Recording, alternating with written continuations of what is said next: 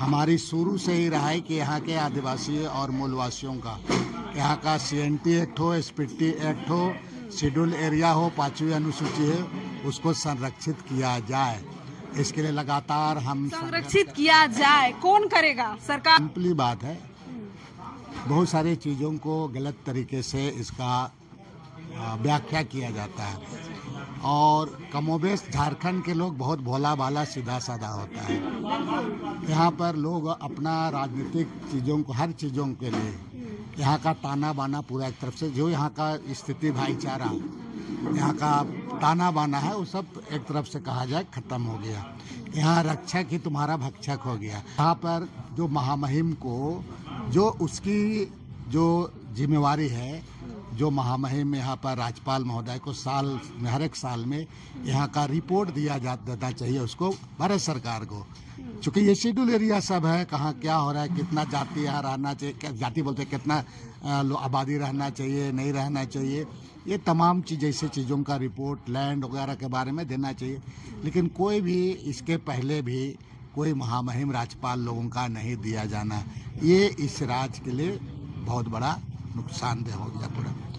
अब रही बात यहाँ पर कि आखिर यहाँ जो कानून है संविधान में, जो यहाँ के 5th शेड्यूल हो, चाहे आपका ट्राइबल सब प्लान हो, चाहे शेड्यूल एरिया हो, जो संविधान में आदिवासी का, मूलवासी का जो कानून बना है, हम कुछ नहीं मांग रहे हैं, उसी कानून को ही इम्प्लीमेंट होना चाहिए। आप उसका तो नहीं करोगे वहाँ पर। आज उस चीज़ों की बात तो आप करोगे नहीं, आप घुसपैठिया वाला बात करो। बिल्कुल घुसपैठिया अगर है इसके लिए तो आप इसके लिए, इसका हो रहा है तो जायज़, इसका विरोध करना जायज़ है, लेकिन आखिर उसके लिए जिम्मेवार कौन है? भारत सरकार भी जिम्मेवार है। नहीं, आप लोग मानते हैं कि नहीं कि झारखंड में घुसपैठी जो है यहाँ घुस गए हैं? मानते हैं कि नहीं इस बात? हम झारखंड में ही नहीं, हमारा रांची में घुस गया है। तो बिल्कुल केंद्र सरकार की जिम्मेवारी, इसको जांच करनी चाहिए, आंकड़ा डाटा के साथ बात करना चाहिए। लेकिन यहाँ जो डेमोग्राफी की आप बात करते हो, तो यहाँ का डेमोग्राफी वो बदलने में, बर्बाद करने में कौन जिम्मेवार है, कौन लोग हैं यहाँ पर, उसका भी जांच होना चाहिए, उन लोगों को भी जांच होना चाहिए। किसको मानते हैं आप जिम्मेदार? खुद समझे नहीं, यहाँ पर जो दूसरे जगह से आए हुए हैं वो लोग नहीं है क्या? 700 कल पूछना बोले, अभी एगो अखबार वाला 700 एकड़ जमीन का कारोबार कर दिया, वो कहाँ का है? ऐसा लोग कितना लोग हैं?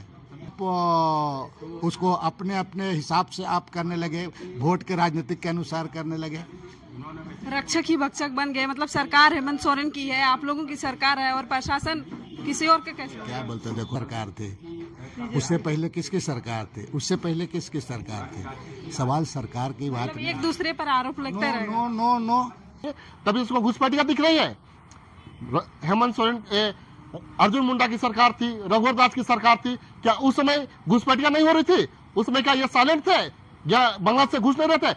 उस समय भी देखना चाहिए था। जब जिस राज्य में बीजेपी का शासन नहीं होता है, उसी राज्य में हिंदू और मुस्लिम होता है। यह समझ के माध्यम से हम ये बताना चाहते हैं कि जिस तरह से पाकुड़ में KKM आदिवासी हॉस्टल में जिस तरह से पुलिस बल के द्वारा वहां घुसकर आदिवासी छात्रों के साथ में जिस तरह से मारपीट किया गया है, उस मारपीट के विरोध में आज हम लोग प्रेस कॉन्फ्रेंस कर रहे हैं। इस प्रेस कॉन्फ्रेंस के माध्यम से मैं ये बताना चाहता हूं कि जिस तरह से पुलिस बल वहां घुस के बर्बरता के साथ जिस तरह से आदिवासी छात्रों को, सोए हुए छात्र को जैसा लाठी डंडे से पीट करके हाथ पैर मार के सूजन कर दिया, फुला दिया गया, माथा को फोड़ दिया गया है, इस तरह से जिस तरह से बर्बरता किया गया है, इसे हम लोग आदिवासी संगठन लोग कतई बर्दाश्त नहीं करेंगे।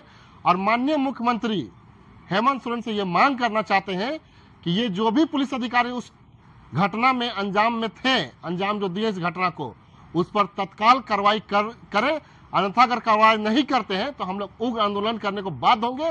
और मैं बताना चाहता हूं कि ये लंबे समय तक कार्रवाई करने के लिए समय नहीं देंगे। हम लोग मात्र 2 से 3 दिन के अंदर में ये डिमांड करते हैं कि ऐसी पुलिस अधिकारी को चिन्हित करके, जिन्होंने इस तरह की घटना को अंजाम दिया है, घिनौना हरकत को, इस तरह का घटना को अंजाम दिया है, इससे पदाधिकारी को चिन्हित करके तुरंत के तुरंत तत्काल कार्रवाई करें। अन्यथा 2 से 3 दिन के अंदर में हम लोग यहाँ पर उग्र आंदोलन करेंगे रांची की सड़कों पर। मैं बताना चाहता हूँ कि आज के जिस तरह से प्रशासन है, ये 100% विपक्षी से मिल करके इस तरह की घटना को अंजाम दिया जा रहा है। राज्य की सरकार को बदनाम करने का जो षड्यंत्र रचा जा रहा है, इसके खिलाफ है। अभी आए दिन आपको देखा होगा जो बगल में, जो मोराबादी में हमारे भाई बहन जिस तरह से सहायक पुलिस जो बैठे हुए हैं धरना पर, उनको भी बता देना चाहते हैं कि मोराबादी से लेकर मुख्यमंत्री आवास तक 6 से 7 बैरियर जो लगी हुई है, उस बैरियर को पार करना नामुमकिन होता है। उस बैरियर को देखिए कि इजिली आसानी मूड पर पार करके मुख्यमंत्री आवास तक पहुंच जाना, ये संकेत देता है कि पुलिस प्रशासन विपक्षी पार्टियों से मिली हुई है और मिली भगत होने के कारण आज आंदोलनकारी लोग आपका देखिए मुख्यमंत्री आवास तक पहुंच जा रहे हैं। और ये कहीं न कहीं ये षड्यंत्र को यहाँ के मुख्यमंत्री को भी समझना होगा और जो गठबंधन में उसकी राजनीतिक पार्टी उसको भी समझना होगा। अगर नहीं समझेंगे तो इसका भारी नुकसान झेलना पड़ेगा। आप क्या कहना चाहते हैं, सरकार हेमंत सोरेन की और पुलिस बीजेपी की?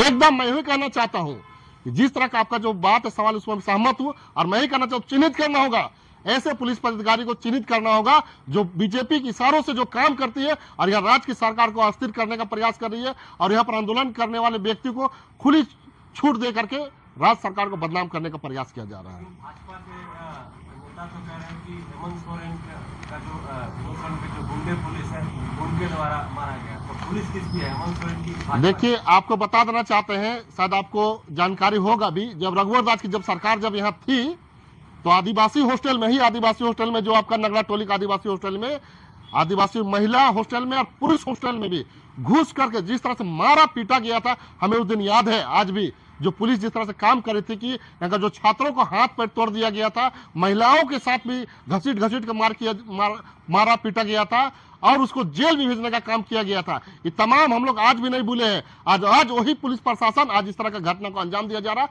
सरकार चेंज होती रहती है लेकिन पुलिस प्रशासन 10 का 10 वही है और उसका रवैया आज भी चेंज नहीं है। आज का प्रेस वार्ता में आप सरकार को चेताना चाह रहे हैं या फिर भाजपा को बदनाम करने की एक केवल ये जो तथाकथित आपने प्रेस वार्ता रखी? मैं साफ तौर से कहना चाहता हूँ, जो वर्तमान में जो सरकार है उसे चेताना भी चाहते हैं कि आप समझ जाए, अन्यथा आदिवासी संगठन उग्र होकर आंदोलन करेगी। इसलिए मैं कहना चाहता हूं कि इस तरह का जो घटना को अंजाम दिया जा रहा है, कहीं न कहीं आदिवासी आहत हो रही है, मरम्मत हो रही है, आदिवासी को नुकसान हो रहा है और इसका भुगतना राज्य सरकार को पड़ेगा। इसलिए मैं साफ तौर से समझाना भी चाहता हूं, चेतावनी भी देना चाहता हूं कि आप इसको समझे और समय रहते इसको घटना को जिस तरह का अंजाम हुआ है उस अंजाम को जांच कराएं और जो भी दोषी हुआ है उसे कड़ी से कड़ी उसकी कार्रवाई होनी चाहिए। 2 से 3 दिन का वक्त दिए हैं, अगर इस दौरान अगर पुलिस अधिकारियों पर कार्रवाई नहीं होती है तो आप क्या करेंगे? मैंने बताया कि अगर इस तरह से कानूनी कार्रवाई, अगर जिस तरह के पुलिस प्रशासन के ऊपर में अगर जो किए इस घटना को अंजाम अगर नहीं होती है तो हम लोग उग्र आंदोलन रांची पर करेंगे और हो सकता है इसको लेकर के पूरे झारखंड में भी हम लोग बंद करने का आह्वान करेंगे। भाजपा तो यह भी कह रही है कि बांग्लादेशी घुसपैठियों के द्वारा पाकुड़ संथाल के इलाकों के जो छात्र हैं, जो आदिवासी हैं, उनको यह सरकार पिटवा रही है, उनको मार दिया। देखिए, सबसे पहले तो बीजेपी के अपने गिरिबान में झांक के देखना चाहिए। क्या पाकुड़ में बांग्लादेशी जब से झारखंड की सरकार बनी तभी से घुसपैठ हो रही है? जब ये झारखंड अलग हुआ तो बिहार से सबसे ज्यादा बीजेपी का शासन रहा है झारखंड में और उस समय भी अगर कहें तो बांग्लादेशी माने घुसे भी होंगे, मान के चलिए, तो उस समय इनको आंख में धूल झोंका हुआ था क्या? उस समय इनको दिखाई नहीं देता था क्या? आज जब झारखंड की सरकार बनी तभी इसको घुसपैठिया दिख रहे हैं। मैं ही कहना चाहता हूँ, ये झारखंड के नहीं, पूरे ये बांग्लादेशी आपको असम उसाम से होकर घूम करके तब हम लोग झारखंड में घुसते हैं और असम में आपको पता होगा किसकी सरकार है, बीजेपी की सरकार है। और बॉर्डर सिक्योरिटी का जिम्मा केंद्र सरकार का होता है। ये देखने की चीज है ये किधर से घूम के किस राज्य में घुस रहे हैं। और मैं कहना चाहता हूँ, सिर्फ और सिर्फ जब से झारखंड की सरकार यहाँ हेमंत सोरेन गठबंधन की सरकार बनी की चीज है। जो केंद्रीय सरना समिति हेमंत सोरेन के नेतृत्व वाली सरकार की पूरे 5 साल का जो कार्यकाल अब पूरा होने वाला है, उस पूरे कार्यकाल में पीठ पोषने का काम किया है, हमेशा सत्ता पक्ष के बारे में बोलने का काम किया। वो केंद्रीय सरना समिति क्या जब पाकुड़ की जो घटना है उस घटना को लेकर के सच में सड़क पर उतरेगी या फिर केवल ये विपक्षी पार्टियों को एक संकेत दे रहे हैं कि देखिए हम भी जो है सब सरकार के खिलाफ? देखिए, आपको बात बता दे रहे हैं, आपका जो आरोप है ये पीठ पोछने वाला, इसको थोड़ा सा बैलेंस रखिएगा। ये कहीं से अच्युतित नहीं है। जो काम सरकार करेगी अच्छा, उसका हम लोग वाहवाही करेंगे। मैं बताना चाहता हूं, अगर सरकार इस पर नहीं चेतेगी तो हम लोग उग्र आंदोलन करेंगे और झारखंड भी बंद करने का काम करेंगे। आपको मैं बताना चाहता हूं, ये सरकार किसी का भी हो, अगर अच्छा काम करेगी तो हम लोग उसको वाहवाही करेंगे और अगर बुरा काम करेगी उसका हम लोग विरोध भी करेंगे।